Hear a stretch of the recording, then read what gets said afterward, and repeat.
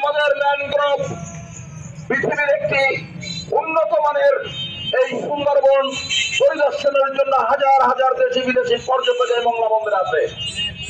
মংলা বন্দরকে নিয়ে, মংলা বন্দরের আসনকে নিয়ে কোন রকমের ষড়যন্ত্র বরদাস্ত করা হবে না।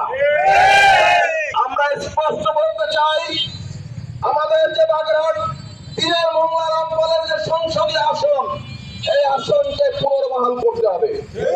এ ব্যাপারে কোন নো কম্প্রোমাইজ, আমরা এ ব্যাপারে কোনো কম্প্রোমাইজ করব না। আমরা সরকারকে এবং ইসি মহোদয়কে আবারও বলছি, আমরা কোনো কঠিন পদক্ষেপ নিলে এটা বাংলাদেশের জন্য ক্ষতিকারক হবে।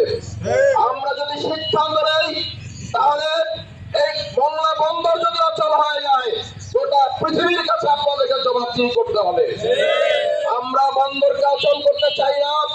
অন্তর্বর্তীকালীন সরকারের প্রত্যেকটা পদক্ষেপকে আমরা সাধুবাদ জানাই, কিন্তু ইসি মহোদয় কেন এবং কি কারণে এই জায়গায় হস্তক্ষেপ করেছে আমাদের জানা নাই।